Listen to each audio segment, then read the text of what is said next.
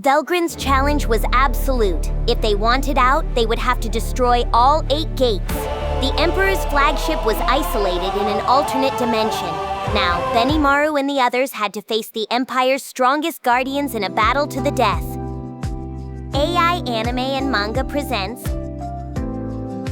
Before we continue, leaving a like and a comment really helps the channel reach more fans, and subscribing helps support the AI rendering and editing costs behind the project. If you want to see episodes early, consider becoming a YouTube channel member. Now, let's get back to the battlefield. With Laplace gone, only Diablo remained. His smile grew as he marveled at how everything was going exactly as planned. He would be able to watch his beloved master wage battle up close, a valuable reference for his own future service. It was the perfect opportunity to gauge what his master lacked and how he could make up for it, and Diablo was truly grateful. Then, almost immediately, he corrected himself. No, Sir Rimuru could not be lacking in anything. The key was to determine how Diablo himself should best act moving forward. No matter what happened, Diablo wanted to remain useful to Rimuru, and he had another reason for not participating in the battle. If he joined in, he would have no problem against anyone but Lady Velgrynd. That would be a waste. They all had a chance to fight the strongest of the strong, and they needed to make the most of it. In Diablo's view, Benimaru was showing signs of growth as well. Evolution had given him much more strength, and the best way to hone that strength was to fight worthy opponents. That was true not only for Benimaru, but for all the other top cabinet members Rimuru had given his power to. Given the intense challenges potentially awaiting them, Diablo wanted to be sure he took full advantage of this opportunity. Diablo assumed Sir Benimaru had seen through his idea. Judging by how Benimaru had not voiced any complaint about it, Diablo decided that must have been Benimaru's intention from the very beginning. Despite his usual calm demeanor, Benimaru could be quite belligerent. He had a taste for taking on the strongest opponents possible, although not quite as much as Diablo did. The demon was looking forward to Benimaru's future growth. If he survived this battle, it would doubtlessly make him stronger. Besides, Sir Rimuru's orders were law. They were not allowed to die, and so there was no other way but to win. Rimuru wanted everyone to survive this and become reborn as even stronger versions of themselves. Diablo was not about to skimp on helping them toward that goal. There was no point to power that was granted as a gift. Only when one actively acquired it and used it to the fullest would it attain its full shine. They had the perfect stage here to do just that. Give them an enemy, then take them down. The growth stemming from that, Diablo thought, was what Rimuru was hoping for. In Diablo's private judgment, Testarossa was one thing, but people like Carrera and Ultima were still blindly throwing their might around in battle. That was a particular issue for Carrera. Giving them a tougher fight would be a good experience for them. So they had best survive, please. Otherwise, Diablo really would kill them. The thought made his amusement deepen into a wicked, silent laugh. His grin extended even further. And as he saw Rimuru and Velgrynd fight before his eyes, his excitement rapidly reached its climax. On the outer deck of the Emperor's flagship, the Imperial Knights were gathered. Velgrynd was there, her presence as protector of the Empire fueling the Knights' fighting spirit. The Knights began calling out to one another. With Lady Velgrynd on their side, victory was assured. Now they just needed to do their part. Victory here would let them conquer the Western nations at once. The day was near when their emperor would unite the world under a single banner. Their cries rang across the cramped deck. Long live the emperor! Glory to the emperor! They all looked toward the enemy before them. The demon lord's minions were coming. Some said that the moment the evil Gadora was taken from them, their enemy's defeat had been set in stone. Some of them were already scoffing, but the majority remained silent, unsheathing their swords. The reason was clear as day. The forces headed their way were a clear threat to them. They were prepared for this to be the final battle, and so they moved to intercept them. But they did not know yet. They were not aware of the despair that was so close at hand. And once they became aware of it, their lives would be over. Testarossa flew gracefully through the sky, her expression somber, as if something was bothering her. She could see people atop the airship that was her target, foolishly brandishing their swords. Testarossa sounded almost annoyed. Oh, brother, They see us, and still they want to challenge us? Could they be any more clueless?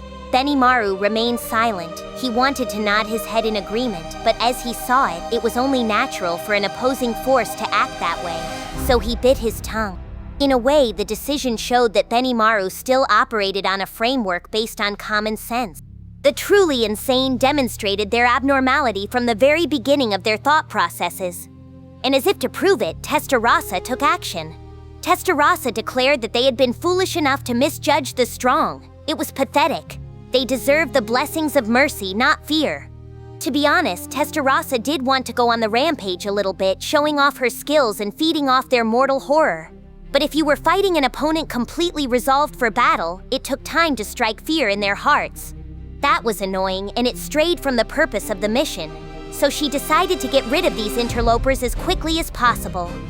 Without further hesitation, Testarossa unleashed a spell designed to affect the entire airship. This was the nuclear magic death streak, the ultimate forbidden spell that could even destroy people's souls. Now it exercised its full merciless fury. A jet black sphere formed around the airship, bringing nothing but death to those inside. Nearly everybody on board died at once, bathed in an insidious ray fatal to all forms of life. Major General Zamdo, who had just finished speaking with Gradim and was busy preparing for the upcoming battle, was one of them. He ceased to exist without even realizing what had happened. Luck simply was not on his side this time. If Rimuru had not been so distracted at the moment, he would have remembered Caligulio's pleas to save his soldiers and instructed his troops to keep Zamdo and the others out of it. Reality, however, was far crueler, and so death did its work equally on them all. Benimaru looked at the result. That soon? I know I ordered a preemptive strike, but now we have hardly anything to do here. Testarossa answered with a trace of self-satisfaction. Perhaps I overreacted a bit. I was just trying to save you all the trouble. Ha! You mean you didn't want anyone else taking your prey from you? Testarossa gave Benimaru's admonishment a gleeful smile. Oh, you picked up on that? You always were an intelligent man, Sir Benimaru. I've never been sadder to receive a compliment in my life. But despite this banter, Benimaru did not see it as any problem. In fact, he really was glad to be saved the trouble. The two later arrivals, however, were far more reproachful. Ultima complained that she had wanted some prey saved for them too.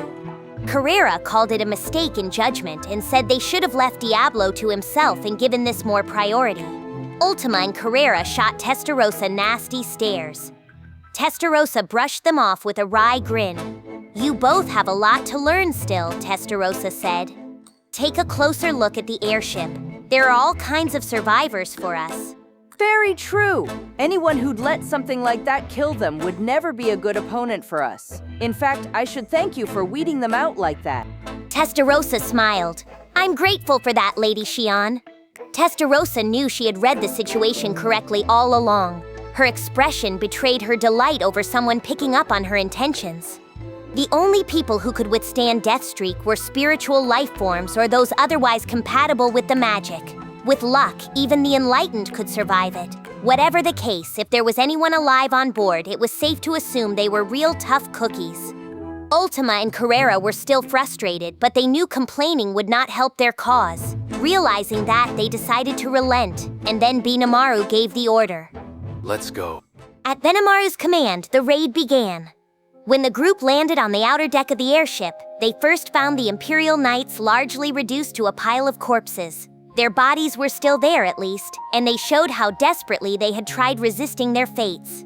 Some were still clinging to life, fruitlessly reaching for the sky and whispering that they did not want to die. But their lives were as good as over. No healing medicine or magic could help them. Their fates were sealed the moment they crossed Testarossa. Ultima grumbled that this really had been a waste. If they were this high quality, she was sure she could have had them singing sweet hymns to her in no time. Testarossa told her to quit being selfish, then pointed to the bow of the flagship. Look, they've come out to greet us. There they saw the highest echelons of the Empire, Emperor Ludora and the still sleeping Velgrynd. Kondo and Demrata stood by their sides, with 4 men and a woman behind Ludora and another more mature-looking man next to Kondo. A greeting from the Emperor himself. What an honor. The Emperor did not move. Kondo and Damrata were about to take a step forward when Ludora stopped them. Ludora told them to let it be. Why not face up to it? He had built up so many pawns for over 2,000 years, and now this was all he had left.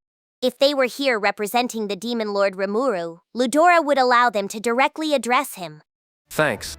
Ludora asked the purpose of this visit. Well, it's very simple. I haven't been entrusted with full authority, but I'm giving you our demands in place of Sir Rimuru. You must cease all hostilities at this moment and give us your unconditional surrender. If you agree to that, we will stop pursuing you. Ludora asked what would happen if he refused. If you refuse, Sir Rimuru has given me the order to annihilate you. It will be a battle to the death until just one side is standing. Not that we are allowed to die, Benimaru silently added. But it did not show in the arrogant attitude he was copying. It was little wonder that this response infuriated the Imperials. Marco was the first to snap in outrage. How dare you? One of the 4 knights looked down at Benimaru, a spear in his hands. The knight called him a puny little worm who did not know his place, a fool without a clue what lay up in the loftiest heights. Benimaru heard him, of course, but his gaze remained on Ludora. He was not interested even in engaging with the knight. The others remained silent. It was Ludora's choice to make, and since Ludora had allowed the other side to address him directly, they felt it would be impolite for them to talk. Ludora said that it was quite ridiculous. He would hardly let his greatest ambitions end here. Then die. Benimaru had grown far more thoughtful and less short-tempered over time, but his true nature was still that of a raging god ogre. He never saw the point of lengthy negotiations when a little force could immediately end the issue. Besides, Rimuru had ordered him to kill all their enemies, so there was no reason to retreat. The atmosphere was explosive, and in the midst of it, one side made a move. Velgrynd, asleep this whole time, suddenly opened her eyes and shot up. Velgrynd cried Ludora's name. Ludora asked why she was so distraught. Velgrynd surveyed her surroundings, realizing what was going on. Despite that, she ignored Benimaru and his group, deciding her business was of much greater importance. Velgrynd said that her replication had been captured by the Demon Lord Rimuru. It was going to take a few minutes to break through the barrier, so she wanted to return her powers to this body. This was the exact moment when Rimuru, or CL really, had sealed Velgrynd within insulated imprisonment. Velgrynd thought she still had time, but with Benimaru and the 3 demonesses right in front of her, she felt distinctly threatened. Shion was beyond delighted. Sir Rimuru does it again. We'll need to follow his example too. So I nodded. It appears he is focusing on Sir Veldora at the moment, and I am sure he will bring him back shortly. So I was always careful to assign a replication to check on Rimuru's safety. That was how he operated. One of the demonesses observed that Rimuru had fought Lady Velgrynd and Sir Veldora at the same time and more than held his own. Truly excellent. Another admitted that she had not expected it to turn out this well, to be honest. A third said that their lord's talents were truly ceaseless. Testarossa, Ultima, and Carrera all meant what they said. They had full knowledge of how strong Velgrynd was, and they were left in total disbelief. Carrera muttered that she knew she should not have let Diablo trick her with his sweet-talking.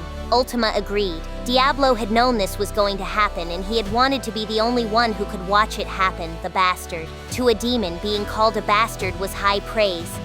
Shion nonetheless vowed to rake Diablo over the coals about it later. So I, also observing that battle, remained calm. Benimaru quietly looked away. He too was watching Rimuru's fight via Moss. Meanwhile, the Imperial side was in an uproar. Ludora, a calm and collected man who never showed his emotions, stood up and shouted. He could not believe Rimuru had that much power. Ludora held Rimuru in high esteem, based on what Kondo had said about him, but there was no doubt that he had underestimated him. He could not see him as a threat on par with Veldora, and now, all too late, he realized how wrong he was. Kondo too recognized his blunder. Seeing his attacks fail on Rimuru was a warning sign he had fully noticed, but even so, Kondo had not done nearly as much as he should have. No matter what happened, Kondo silently resolved himself to protect His Majesty's body. Damrata, on the other hand, had believed the Demon Lord Rimuru was a threat from the beginning. It was not a matter of logic. A man as cunning as Yuki found it impossible to take advantage of him, even after all his scheming. That alone proved Rimuru was a dangerous opponent. one who could not be left unchecked. There was just something about Rimuru that made him seem different from anyone else. He was like Yuki in that way, a person with inscrutable charisma. Damrata was attracted to people like that, and to all the mysterious possibilities they presented. He had made a distant promise to Emperor Ludora, and now he was not sure whether to keep it or not. That was why he now entrusted his fate to others, not himself. And the people with that special something, the people worthy of being entrusted with his fate, were undoubtedly people like Yuki and Rimuru. Now Rimuru had clearly done away with all reason in his rage. That fact made Damrata uneasy. He felt like something bad was about to happen. Like Ludora had said on the bridge, the best forces of the Empire were all assembled here. There was no sign of Gradium or his forces, but realistically speaking, they could not expect any more reinforcements. They had failed to overwhelm Rimuru's forces. The Demon Lord was never an opponent to take lightly, something made clear by the current situation. So Damrata remained on guard, his nerves on edge, ready to protect the Emperor at a moment's notice. The other knights and Marco were also having trouble maintaining their composure, thrown as they were by this situation. The absolute power of Velgrynd was hard to fathom, even for people as powerful as them, and now Velgrynd had all but admitted that Rimuru was equal to her. It would be impossible not to let that disturb them. Thus both sides were stunned and surprised in opposite ways. It was Velgrynd who broke the silence first. Velgrynd proposed a showdown. They would defeat Rimuru's people and use them as bargaining chips to make the Demon Lord Rimuru bend to them. Ludora approved, then ordered all of his remaining fighters to prove their powers to him. The Imperial Knights answered as one, "Yes, Your Majesty." As soon as Ludora made the decision, the Imperial Knights' agitation vanished from their faces. There was power in his voice, the kind that put these stout warriors' hearts at ease. Velgrynd flashed a fierce smile, her beautiful yet terrifying countenance foreshadowing the horrors of the battle to come. She promised that victory was assured. She then asked whether Rimuru's side was fine with that too. Yeah. We must win this and cut these weeds down before they cause any more disasters. Velgrynd wished them luck. With that, Velgrynd spread her arms out and held them up to the sky. Then she activated what were called the 8 Impervious Gates. 8 gates appeared in mid-air, lined up in the center between both sides of the war. Each one then shrank until only one person could pass through at a time. Velgrynd explained the rules. The flagship had now been isolated inside an alternate dimension of her own creation. No one could simply fly away, escape the battlefield, or reach Ludora directly. If Rimuru's side wanted out, they had to destroy all 8 gates. Not counting Ludora, there were 8 Imperials left on the airship. That meant each Imperial had 1 gate to guard. What happens if we all go into one gate? Velgrynd laughed at the question. They were free to try it, but once everyone was inside a gate, only the person who killed that gate's guardian would be allowed to enter the next gate. In other words, several attackers could enter the same gate together. They could even work together once inside. But when that guardian fell, the right to move on belonged only to the one who struck down the guardian. Everyone else would be stuck, unable to advance to the next gate. So if everyone piled into the first gate, they might win that fight, but only one person would be left to challenge the second. Since all 8 gates had to be broken, that was far too risky. Benimaru understood the shape of the battlefield. I see. So the smart thing would be for all of us to charge into the last gate remaining instead. Velgrynd smiled at Benimaru's suggestion. He was a smart one. Yes, if they were going to challenge the gate she would guard, that would be the right thing to do. She must have assumed he would reach that conclusion. But as confident as she was about her chances, she did not see any problem with explaining all of this at the beginning. Velgrynd added that since she had set up this dimension in advance with these set conditions, she could keep it maintained at very low magicule cost. They could neither escape nor touch Ludora without breaking through all the gates. Or, if they preferred, they could go all out here instead. Either way was fine by her. The 8 Impervious Gates put the defenders at a disadvantage. Since the raiders knew exactly who would be guarding each gate, there was a risk that they would plan their approach in advance, working out countermeasures for each guardian. But if they resorted to all-out warfare instead, even Ludora could be at risk, and Velgrynd really wanted to avoid that. What's more, Velgrynd wanted to keep Rimuru's soldiers banished in an alternate dimension as they fought it out. She was willing to take a slight disadvantage for that. All right, We'll accept your challenge. Benimaru did not hesitate to respond. Hearing him, Velgrynd was now assured of her victory.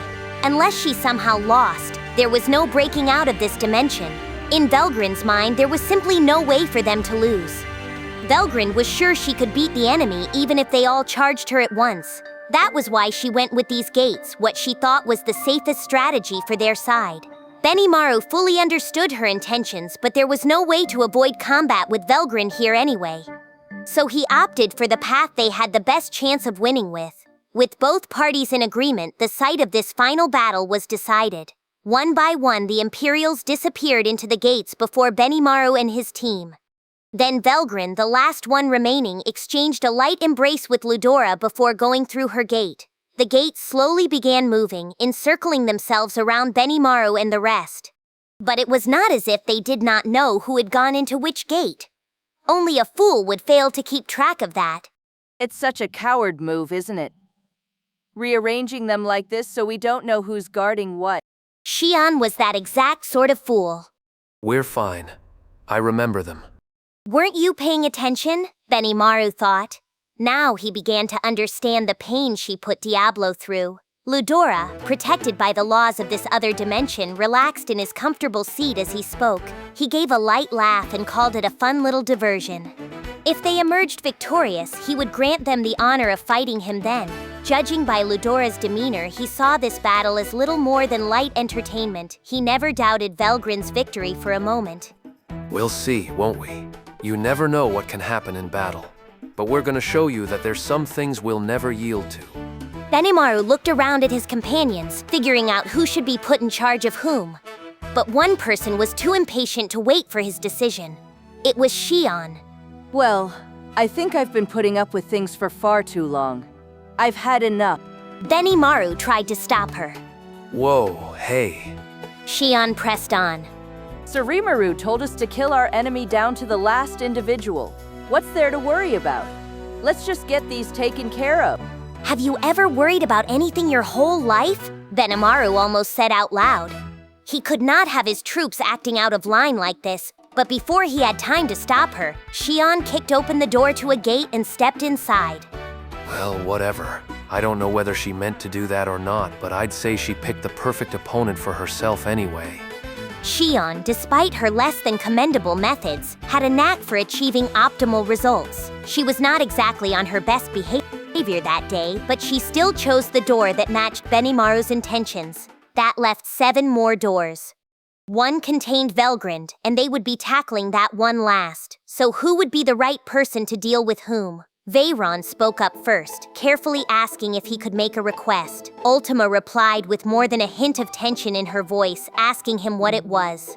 Velgrynd explained that he had not yet settled his score with Marco. The way he was now, he believed he could absolutely defeat him. It was a standard strategy. Start with an opponent you knew you could beat. Benimaru saw the wisdom in that. Any victory would be one step closer to getting out of here, so he rapidly granted his permission. All right, you can take on Marco then. Ultima seemed calmer now as well. If that was what Benimaru wanted, she had no complaints. Velgryn's partner was now chosen. Agira, witnessing this exchange, was the next one to speak. He asked if he could request a favor as well. Agira, right? What is it? Agira explained that he too had an opponent he had yet to settle the score with, although it was nothing on the level of a deep-seated grudge or the like. He wanted to be paired with that man if at all possible. Who is that? Agira named Kondo. He was a fighter from the same school as Agira, and as a pure swordsman, Agira could not ignore him. Oh? It sounded like a pretty deep-seated grudge to Benimaru. He was curious about Agira's fighting style, and he knew Hakuro had taken a liking to him, so he was inclined to give him the okay, but there was one little problem. Are you confident you can beat him then? If Agira lost after all, this whole thing was rather pointless. In Benimaru's view, Lieutenant Kondo was a serious handful. Even Rimuru was wary of him. Benimaru was sure Agira would have a tough time. Agira hesitated. As a swordsman, Agira believed he would have no regrets losing to someone like Kondo, but that would fly in the face of Rimuru's orders. Even he understood how selfish this request was. Then suddenly he found a supporter. Carrera spoke with as much dignity as she could. All right, Agura, it's rare for you to ever ask for anything. Why don't I help you out? Benimaru nodded. There was no need to ask if Carrera could beat him. I'm not sure if even I could defeat Kondo, so I'm going to ask you not to lose, but at least try not to die. Carrera gave a loud laugh and said of course not.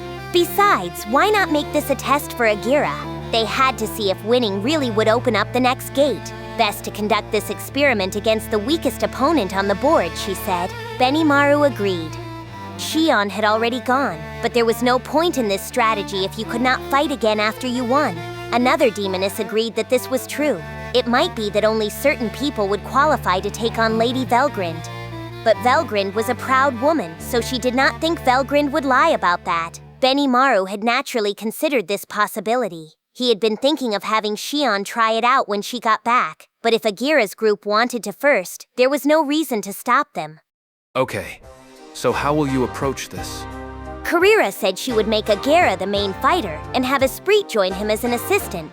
That would show whether only the person who scored the kill could take on the next challenge. Ultima added that they should take Zonda along too. He was a healing specialist, so he would not be that much use against stronger opponents. Zonda was no weakling by any means, but he would face an uphill battle against a Saint-class foe. If he was barred from the next challenge, Ultima did not see that as a big problem. No need to risk his neck in a dangerous fight if he could just stay here and heal allies coming back from their gates. With that in mind, nobody voiced any opposition. All right. Agura, Esprit, and Zonda, you three will be tackling this gate. Benimaru pointed out a gate that one of the 4 Imperial Knights had gone into, the large spear-toting man who called Benimaru a puny little worm. Benimaru had entertained the thought of choking the life out of him with his own 2 hands, but decided to give this choice role over to Agura instead. Agura accepted. Esprit promised they would not let him down. Zonda promised that victory would be theirs, so the 3 of them went through the gate toward their battle. 2 gates were now being attempted. Shion was inside one gate, Agura, Esprit, and Zonda were inside another. The rest of the group stayed where they were, waiting for Benimaru to decide where to dispatch them. We'll decide who will stage the next attack once Agura's group returns. The gate Velgrynd was guarding would come later. Kondo's opponent would be Carrera, and Marco would be taken by Veyron. That left Dimrata and 2 out of the 4 knights. Testarossa gave her assessment. The head of the Imperial Knights looked like the toughest one to her, and she wanted to take him if she could. Benimaru had no disagreement there. He had the same impression himself. Ultima asked if she could take that Dimrata guy then. Carrera had no objection. Her own opponent was already selected. Dimrata and the remaining knights looked about equally as powerful in Benimaru's mind. He had no complaints about this. Is that good with you, Soe? Soe answered evenly. It is. That leaves the dual blade-wielding knight. I think I match up well with him, so I have no problems with that. Benimaru accepted that. Good. It's settled then. Then Benimaru fell silent for a moment. I have to say this is troublesome for me. So I asked what was wrong. They never gave their names, so I don't even know what to call our opponents. It's not a big problem since I know who's behind each gate anyway, but... So I recognized the blind spot. Ah, yes, that was a blind spot for us. Well, nothing to worry about. All you really need to know is the name of the person you kill anyway. The people listening to their conversation agreed. Names took on particularly important meaning to monsters, but there was not much point worrying about their opponents' monikers. Besides, they were enemies. Route confirmed. The next episode and full playlist are ready. Then don't stop here. Keep watching in story order and subscribe before the next part drops.